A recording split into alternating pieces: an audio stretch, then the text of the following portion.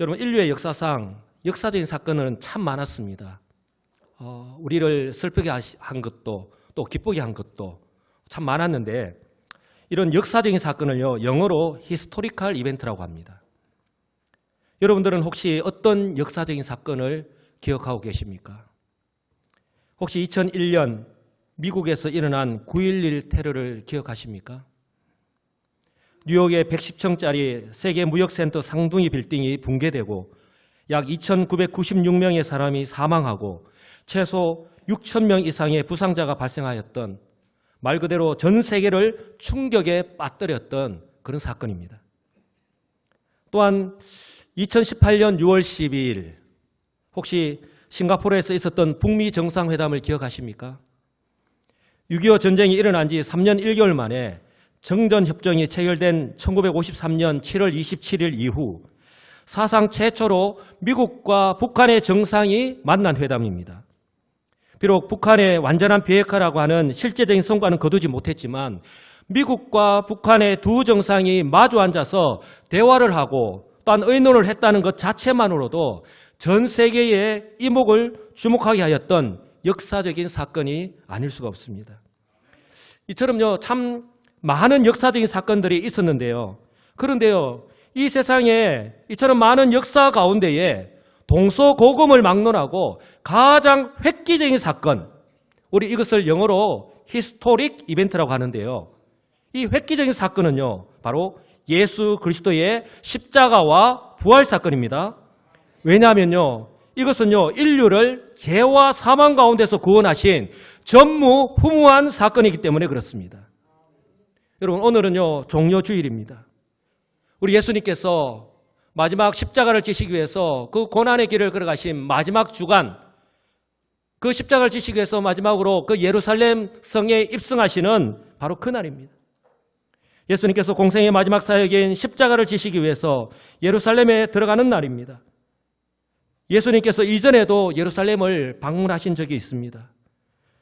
그러나 오늘 예루살렘에 들어가는 것은요, 그때와는 완전히 의미와 성격이 다릅니다. 이전에는 율법에 기록된 대로 유대인의 명절을 지키기 위해서 방문하였다면, 오늘은요, 자신이 이 땅에 오신 목적을 이루기 위해서입니다. 다시 말해서 6월절의 희생제물인 바로 어린 양이 되시기 위해서 오늘 예루살렘에 들어가시는 것입니다. 사도 바울은 바로 이 장면을 이렇게 말씀을 합니다. 고린도전서 5장 7절. 우리의 6월절 양 곧 그리스도께서 희생되셨느니라. 여러분, 예수님께서 세례요한에게 세례를 받으시기 위해서 나오실 때에 세례요한이 예수님을 바라보면서 했던 말씀을 기억하십니까? 요한복음 1장 29절. 보라, 세상 죄를 지고 가는 하나님의 어린 양이로다. 바로 하나님이 세상을 이처럼 사랑하사 독생자를 주셨으니 이는 그를 믿는 자마다 멸망하지 않고 영생을 얻게 하려 하심이라고 하는 바로 이 하나님 말씀을 그대로 이루시기 위해서입니다.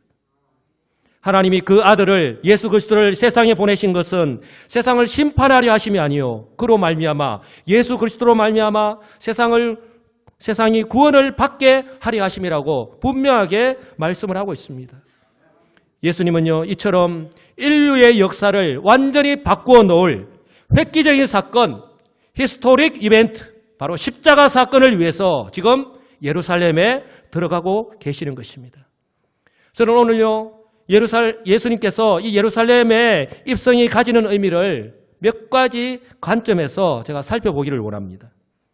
먼저 예수님께서 예루살렘에 들어가기 직전에 저 지도에서 보듯이 예루살렘에서 동쪽으로 약 1600m 떨어진 곳이 감람산 벳바게입니다.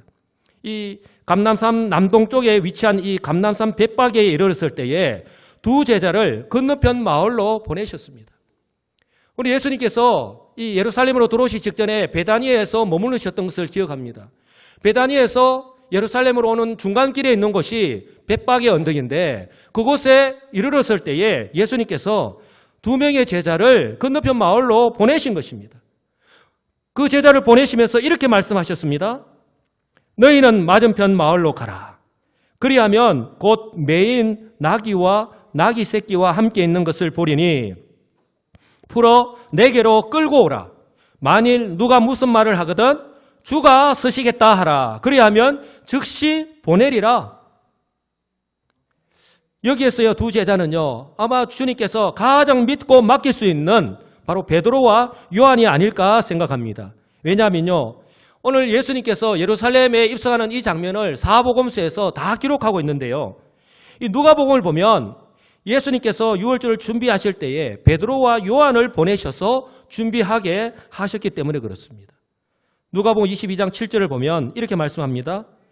유월절 양을 잡을 무교절 날이 이른지라 예수께서 베드로와 요한을 보내시며 이르시되 가서 우리를 위하여 유월절을 준비하여 우리로 먹게 하라. 바로 유월절을 준비하게 하신 것을 알 수 있습니다. 예수님께서는요, 이처럼 두 제자를 건너편 마을로 보내어서 이미 준비해 두신 예수님께서 타고 가실 나귀를 끌고 오게 하셨던 것입니다. 여러분, 그런데 예수님께서 왜 이 나귀를 끌고 오게 하셨을까? 그런데 이 마가복음과 누가복음에서는요, 동일하게 말씀을 기록하고 있는데 이 나귀가 아직 아무 사람도 타보지 않은 새끼 나귀라고 말씀을 합니다. 마가복음 11장 2절, 19장, 누가복음 19장 30절입니다. 우리 다 같이 한 목소리를 읽어보겠습니다. 너희는 맞은편 마을로 가라. 그리로 들어가면 아직 아무도 타보지 않은 나귀 새끼가 매어 있는 것을 보리니 풀어 끌고 오라. 아멘. 아직 아무도 타보지 않은 나귀 새끼, 즉 사람이 아직 사용한 일이 없는 가축은요, 구약의 율법상 제사법에 따르면요, 바로 하나님을 위하여서 성별하게 사용한 것을 우리는 민수기와 신명기를 통해서 알 수 있습니다. 그렇다면 오늘 예수님께서 이미 준비하신, 예수님께서 제자 둘을 보내셔서 끌고 오라고 하는 그 나귀는요, 바로 예수님의 거룩한 목적을 위해서 사용하시기 위해서 성별된 것임을 알 수가 있습니다. 또한 예수님께서 제자들을 보내시면서 하신 말씀으로 미루어 볼 때에 예수님께서 미리 준비하였던 것을 알 수 있습니다. 그곳에 있는 제자들을 통해서 미리 준비하셨든지 어떠한 모습으로든지 준비하셨음을 알 수 있습니다.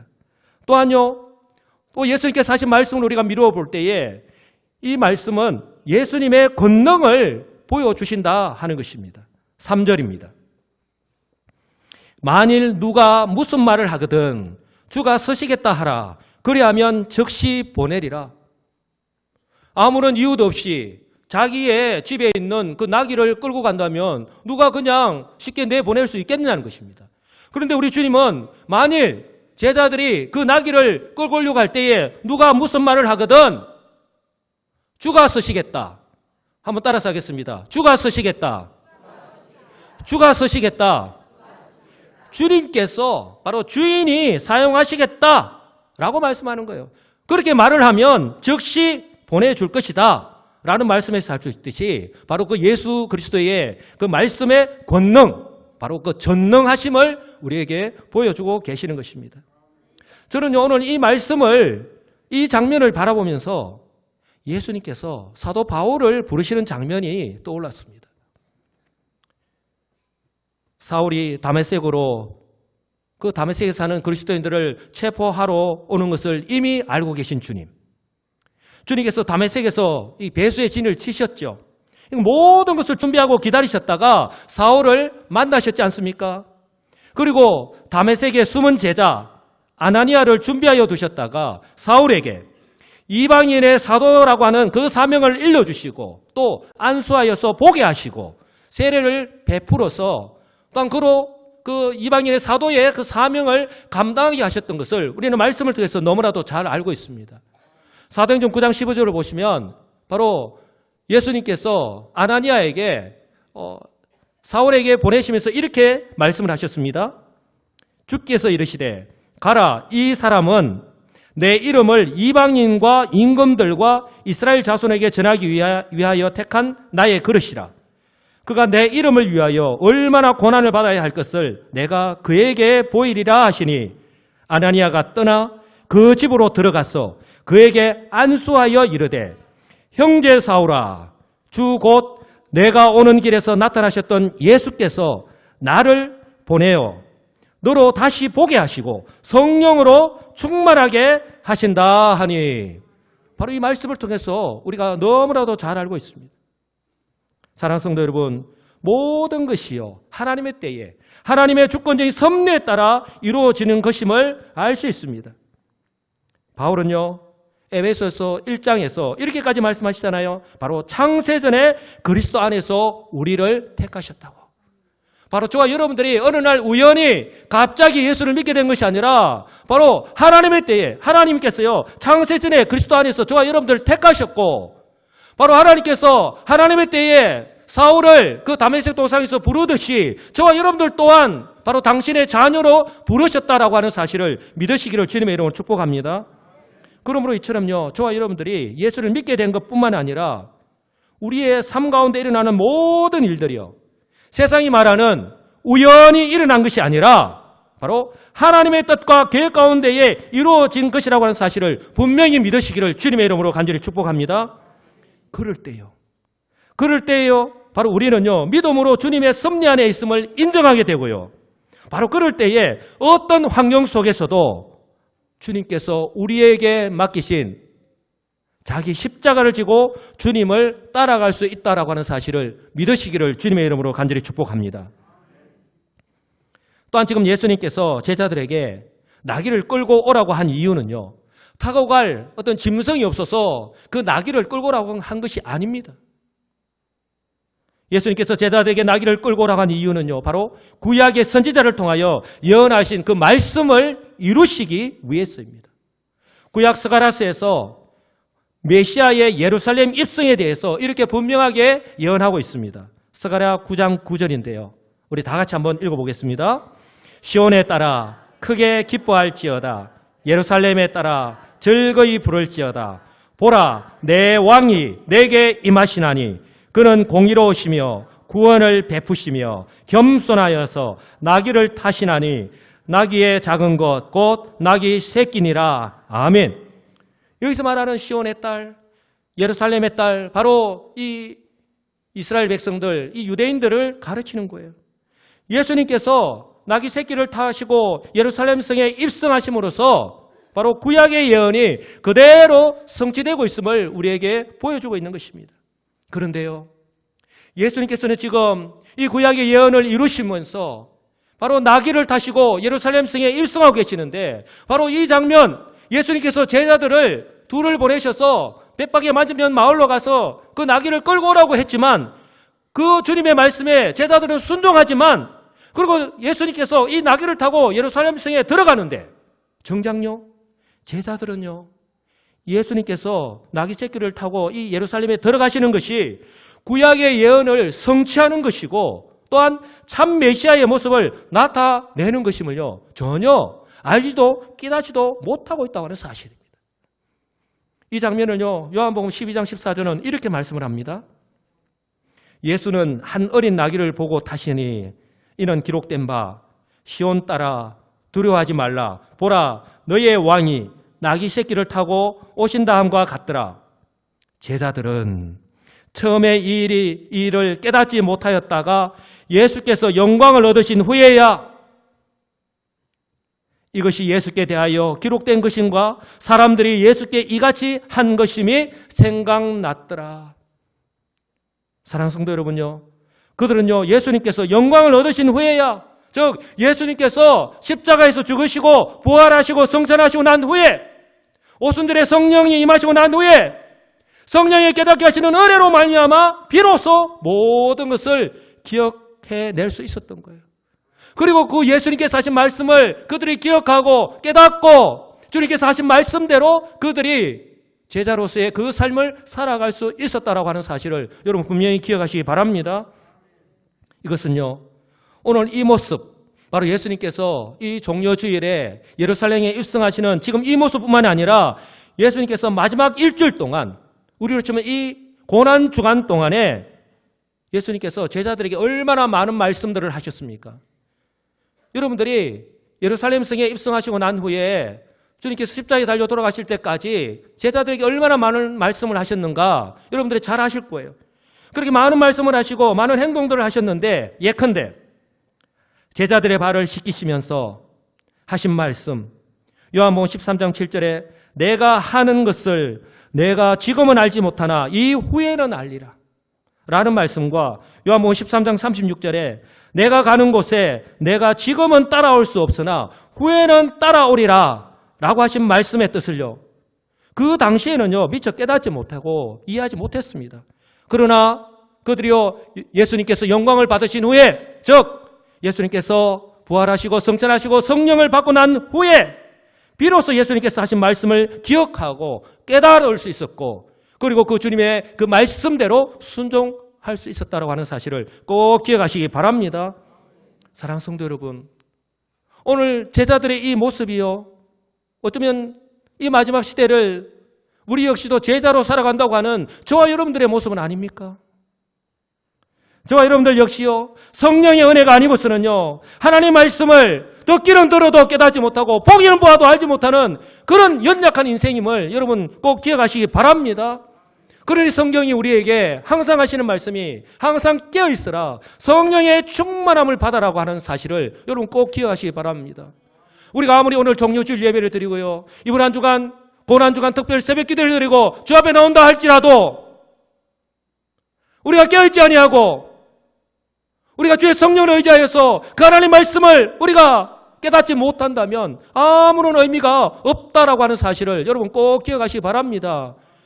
도대체 우리의 마음 가운데에, 우리의 삶 가운데에 무슨 삶의 변화가 나타났냐 하는 것입니다. 그러므로 오늘 이 예수님께서요 이 수많은 무리들의 환호성과 함께 지금 예루살렘에 입성하고 있는데요, 오늘 그들이 그렇게 환호성을 지르면서 예수님의 그 예루살렘 입성을 환영하고 있지만, 그런데요 그들의 기대와 바람과는 상관없이 우리 주님은요 바로 구약의 예언을 성취하고 메시아로서의 사명을 감당하기 위해서 비록 그 모습은 새끼 나귀에 타신 예수님의 모습, 여러분 한번 이미지 메이킹을 한번 해보시기 바랍니다. 말이 아닙니다. 말보다도 작은 나귀입니다. 그런데 나귀의 새끼입니다. 아무도 타보지 않은 나귀 새끼입니다. 그런데 우리 예수님은 어른이잖아요. 그 예수님이 그 어린 나귀에 타시고 지금 들어오고 계신 거예요. 그러니 그 발이 땅에 닿을랑 말랑하는 굉장히 우스꽝스러운 그런 모습이 아닐 수가 없잖아요. 그렇게 부자연스럽게 보일지 모르지만, 그러나 예수님의 이 모습은요 구약에 예언된 대로 나귀를 타시고 겸손한 왕으로, 한번 따라서 할까요? 겸손한 왕으로 바로 백성들을 위하여 죽으시기 위해서 당당하게 예루살렘으로 지금 입성하고 계신 것입니다. 이것은요 예수님께서 승리의 왕임을 나타내는 것입니다. 바로 세상의 원리에서의 승리의 왕이 아니라, 백성들 위해 군림하고 통치하는 왕이 아니라 오히려 자기 목숨을 내어주시는 평화의 왕으로 지금 예루살렘에 입성하고 계신 것입니다. 바로 이 성경 말씀 그대로입니다. 마가복음 10장 45절, 인자가 온 것은 섬김을 받으려 함이 아니라 도리어 섬기려 하고 자기 목숨을 많은 사람의 대속물로 십자가의 죽으심으로 내어주려 함이니라. 아멘. 그래서 에베소서 2장 14절 사도 바울은 이렇게 고백을 합니다. 그는 우리의 화평이신지라. 주님이 평화의 왕으로 지금 이렇게 예루살렘성에 입성하셔서 십자가의 죽으심으로 말미암아 하나님과 우리 사이에 그 원수된 것을 하나님께서 이제는 바로 화목하게 하셨다는 겁니다. 그는 우리의 화평이신지라. 둘로 하나를 만드사 원수된 것 곧 중간에 막힌 담을 자기 육체로 하시고 또 십자가로 이 둘을 한 몸으로 하나님과 화목하게 하려 하심이라.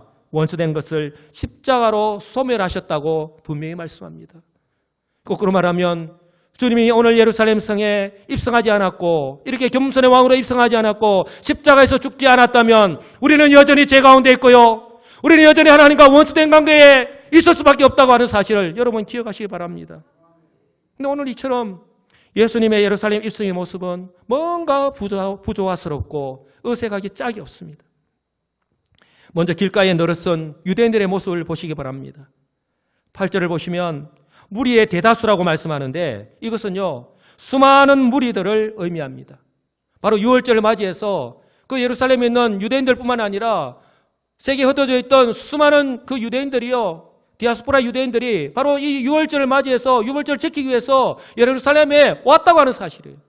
얼마나 많은 사람들이 지금 예루살렘을 지금 찾고 있는지 모릅니다. 요한복음에서는 그 장면을 이렇게 말씀합니다. 요한복음 12장 12절. 명절에 온 큰 무리가 예수께서 예루살렘으로 오신다는 것을 듣고 종려나무 가지를 가지고 마주로 나갔다라고 말씀합니다. 이처럼 그들이요 예수님의 앞과 뒤에서 그리고 길가에서 종려나무 가지를 흔들고 이렇게 외쳤습니다. 9절입니다. 한번 다 같이 외쳐볼까요? 호산나 다윗의 자손이여 찬송하리로다. 주의 이름으로 오시는 이여 가장 높은 곳에서 호산나 하더라. 아멘. 그들이 지금 외치고 있는 게 무엇입니까? 호산나, 호산나 외치고 있습니다. 그들이 외치는 이 호산나는요, 그 이름의 뜻이요, 이제 구원하소서라는 뜻입니다.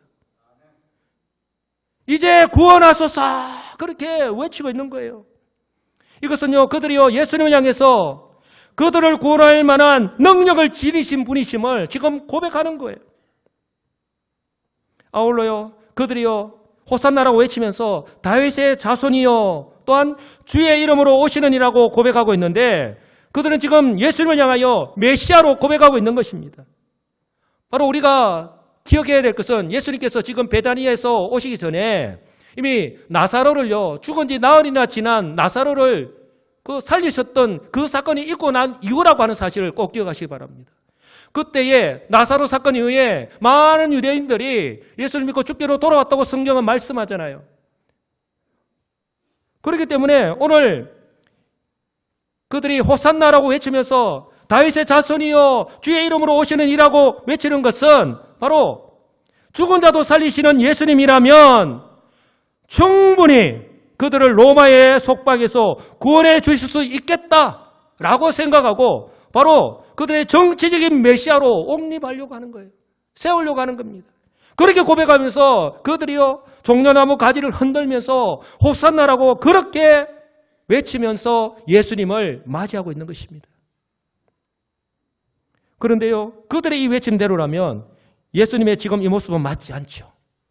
예수님 이 모습은 맞지 않습니다. 그들의 외침대로라면 예수님은 흰 백마를 타시고 승리의 나팔을 부르고 뒤로 부하들을 대동하고 개선장구처럼 입성하셔야 됩니다. 그런데요 예수님은요 그들의 이런 외침과는 기대와는 정반대의 모습으로 입성하셨죠. 왜냐하면 예수님은 자기 목숨을 십자가에 내어주심으로써 인류의 구속사역을 성취하시고자 바로 마지막 순환의 장소인 예루살렘에 입성하신 것이기 때문에 그렇습니다. 그렇기 때문에요 오늘의 이 호산나 다윗의 자손이여 찬송하리로다 주의 이름으로 오시는 이여 가장 높은 곳에서 호산나라고 외쳤던 이 환호성은요 이 군중들의 이 외침은요 예수님께서 그들의 기대와는 즉 정치적인 해방을 기대할 수 없게 되었을 때에 불과 며칠 뒤에 성난 군중의 모습으로 돌변하게 되는 것을 저와 여러분들이 너무나도 잘 알고 있지 않습니까? 그들이 어떻게 바뀝니까? 마태복음 27장 22절 빌라도가 이르되 그러면 그리스도라 하는 예수를 내가 어떻게 하랴? 그들이 다 이르되 여기서 말하는 그들은 지금 예수님을 호산나 외치면서 그렇게 환호성을 치면서 맞이했던 그 군중들을 의미하는 거예요. 그들이 다 이르되 십자가에 못 박혀야 하겠나이다. 크루시파잉 힘, 크루시파잉 힘 그렇게 외치고 있는 것입니다. 빌라도가 이르되 어찌 미냐 무슨 악한 일을 하였느냐. 그들이 더욱 소리질러 이르되 십자가에 못 박혀야 하겠나이다 하는지라. 이것이 바로 사람들의 모습입니다. 이것이 바로 저와 여러분들의 모습 아닌가요? 내 뜻대로 되지 않을 때에 내 기대를 충족시키지 못할 때에 아니다라고 치부해버리고 마는 돌아서버리고 마는 마지막으로요 예수님께서 예루살렘에 입성하고 난 뒤의 일입니다. 성경은요 예루살렘에 온 소동이 일어났다고 말씀을 합니다. 왜 그렇지 않겠습니까? 지금 예루살렘에 있는 사람들은 예수님의 그 능력 행하심을 그 말씀의 그 능력을 잘 모르지만 이미 유대 전역에 예수님께서 하신 말씀으로 그 말씀의 권능을 이미 다 알고 있습니다. 그리고 지금 예루살렘에 입성할 때 이미 나사로를 살리신 그런 능력을 보이시고 난 뒤에 지금 예루살렘에 입성하고 있기 때문에 지금 예수님이 예루살렘에 입성하는 것 자체만으로도 예루살렘은요, 소동이 일어날 수밖에 없는 거예요. 10절에 이렇게 말씀을 합니다. 예수께서 예루살렘에 들어가시니 온 성이 소동하여 이르되 이는 누구냐? 도대체 저분이 누구냐라는 거예요. 이 장면을 자세히 보시면 예수님께서 성육신 하셨을 때에 바로 첫 번째 크리스마스, 여러분 기억하시죠? 예수님께서 성육신 하셔서 이 땅에 오셨을 때에도 동일하게 예루살렘 성에서요 일어났던 일이에요. 마태복음 2장 1절에서 3절의 말씀을 보시면 헤로드 왕 때에 예수께서 유대 베들레헴에서 나심에 동방으로부터 박사들이 예루살렘에 이르러 말하되 유대인의 왕으로 나시니가 어디 계시냐? 우리가 동방에서 그의 별을 보고 그에게 경배하러 왔노라 하니 헤로드 왕과 온 예루살렘이 듣고 소동했다고 말씀을 합니다.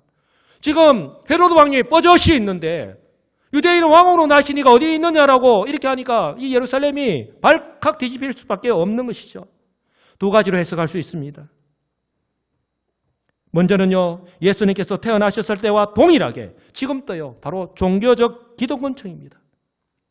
종교적 기득권층은요, 이런 메시아에 대한 기대와 믿음보다는 그들이 구약에 대해서 능통하였을 텐데 바로 메시아에 대한 기대와 또한 믿음보다는 바로 예수님께서 자신들의 권력을 빼앗을 것이 두려웠던 거예요. 자신의 자리가 위태로웠던 거예요. 그러니 그들이 그 예수님을 가만히 내버려 두겠습니까? 죽이려고 했던 것이죠. 다른 하나는 바로 로마와 이 헤로드 왕가의 폭정에 숨지기 위해서 살아가는 이 예루살렘에 사는 유대인들.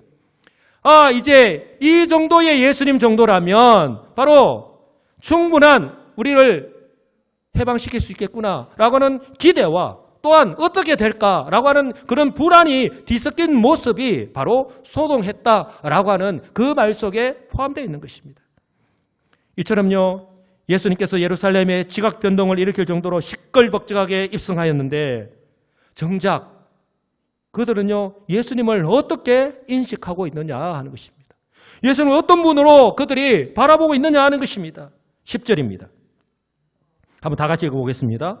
이는 누구냐 하거늘 무리가 이르되 갈릴리 나사렛에서 나온 선지자 예수라 하니라. 아멘. 그들은 지금 메시아로 입성하신 구약의 선지자들이 예언한 바로 그 메시아로 입성하신 주님의 모습으로 보지 않는 거예요. 메시아로 보지 않습니다. 그들은요, 예수님을 그저 갈릴리의 시골 마을 나사렛 출신의 그저 하나님의 능력을 나타내는 선지자 정도로만 생각하고 있었던 것이죠. 그 말씀 전하는데 권능이 있고 하나님의 그런 능력을 나타내는 뛰어난 사람, 파워 정도로 생각하고 있었던 것이죠. 이러한 그들의 반응은요, 예수님께서 가이사랴 빌립보를 지날 때에 제자들 향하여 질문을 하였을 때에 바로 제자들의 대답을 통해서도 충분히 알 수 있습니다. 별반 차이가 없습니다. 마태복음 16장 13절을 보시면 예수께서 빌립보 가이사랴 지방에 이르러 제자에게 물어 이르시되 사람들이 인자를 누구라 하느냐 이르되 더러는 세례 요한, 더러는 엘리야, 어떤 이는 예레미야나 선지자 중에 하나라 하나이다. 여러분, 그들은요, 예수님은요, 구약에서 예언하신 메시아로 인식하고 있지 않습니다. 이것이 바로요, 그때 그 당시에 그들의 영적인 수준이었다라고 하는 사실을 꼭 기억하시기 바랍니다. 이러한 그들의 영적인 수준이다 보니까, 그들의 기대대로 되지 않으니까, 그들의 요구 충족에 만족되지 않으니까 오늘 호산나 다윗의 자손이요 라고 외쳤던 그 환호성이요, 불과 며칠 뒤에 바로 예수님을 십자가에 못 박으라고 바로 내모는 그런 폭도로 바뀌고 말았다라고 하는 사실입니다. 사랑하는 성도 여러분, 저와 여러분들은 이 예수 그리스도를 믿음으로 오늘 예루살렘 성에 입성하셔서 그리고 십자가의 죽으심으로 말미암아 하나님의 구속사역을 완성하심으로 말미암아 우리가 그 예수를 믿음으로 구원을 받았습니다. 우리는 날마다 주님의 은혜로 살아갑니다. 하나님 은혜가 아니고서는 살아갈 수 없습니다라고 고백하고 있는데, 그렇다면 저와 여러분들에게 있어서 예수 그리스도는 누구십니까? 오늘날 충격적인 말을 듣게 되는데요, 교회는 있는데 성도는 많은데 그 안에 교회 안에 성도들의 믿음의 고백 가운데에 예수 그리스도는 없다라고 하는 말을 듣게 됩니다. 여러분, 예수 그리스도가 없는 그 성도, 그 교회 어찌 성도라고 할 수 있으며 어찌 교회라고 할 수 있느냐 하는 것입니다. 저와 여러분들에게 있어서 예수 그리스도는 누구십니까? 나의 죄를 대신 지시고 십자가에서 돌아가셔서 나를 죄와 사망에서 구원하신 분으로 믿으십니까? 믿으십니까? 이 십자가의 죽으심이 없었다면 죄와 사망으로부터 구속 또한 없었을 것입니다. 여전히 죄 가운데 머물러 있었을 것입니다. 그런데요, 하나님께서 우리를 사랑하셔서 바로 독생자 예수 그리스도를 아낌없이 내어주신 것이죠. 이것이 바로 이 세상의 지혜와 지식으로는 도무지 이해할 수 없는 하나님의 사랑입니다. 하나님의 사랑인 줄 믿으시기 바랍니다. 그래서 사랑의 사도 요한은요, 이렇게 고백합니다. 하나님의 사랑이 우리에게 이렇게 나타난 바 되었으니 하나님이 자기의 독생자를 세상에 보내심은 그로 말미암아 우리를 살리려 하심이라. 아멘. 바로 이 말씀 그대로입니다. 하나님이 세상을 이처럼 사랑하사 독생자를 주셨으니, 독생자 예수 그리스도를 주셨으니 이는 그를 믿는 자마다, 예수 그리스도를 믿는 자마다 멸망하지 않고 영생을 얻게 하려 하심이라. 하나님이 그 아들을 예수 그리스도를 보내신 것은 세상을 심판하려 하심이 아니요 그로 말미암아 세상이 구원을 받게 하려 하심이라. 아멘. 바로 저와 여러분들에게 바로 적용을 한다면, 바로 저와 여러분들이 죄악 가운데서, 사망 가운데서 바로 예수 그리스도를 믿어서 구원받게 하시려고 바로 독생자 예수 그리스도를 이 땅에 보내셨다라고 하는 겁니다. 바로 십자가에서 돌아가시게 했다고 하는 것입니다. 믿으시기를 주님의 이름으로 축복합니다. 바로 예수님께서 이처럼 나귀 새끼를 타시고 예루살렘에 입성하신 것이 저와 여러분을 죄와 사망에서 구원하시기 위해서인 것입니다. 자기를 낮추시고 십자가에서 죽기까지 복종하신 예수님이 계셨기에 오늘 저와 여러분들이 이 구원의 은혜와 복을 누리고 계심을 믿으시기를 주님의 이름으로 간절히 축복합니다. 내일부터 한 주간 동안 예수님의 공생의 마지막 일주일이라는 주제로 고난주간 특별 새벽기도회로 모입니다. 저는요, 이 시간을 통해서 우리 예수님께서 걸어가신 공생의 마지막 길을 함께 걸어가고자 합니다.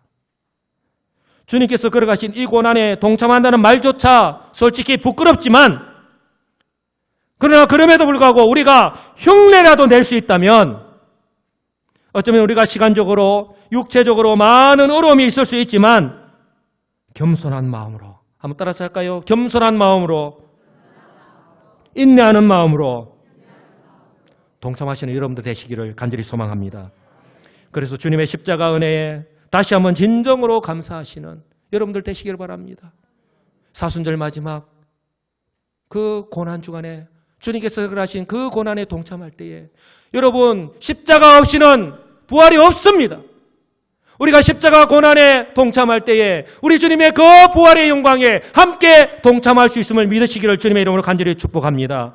그러므로요, 주님께서 친히 본을 보이시면서 명령하셨던 것처럼 자신을 낮추고 겸손하게 섬기는 삶의 모습을 통해서 우리의 삶 속에서 다시 한 번 더 이 모습을 회복하시고 다시 한 번 더 이번 한 주간 동안 내가 주님 가신 그 길을 내가 부족하지만 연약하지만 동참하겠노라 그렇게 결단하시며 따라가시는 복된 우리 시민교회 성도들이 다 되시기를 우리 주 예수 그리스도의 이름으로 간절히 축복합니다. 아멘.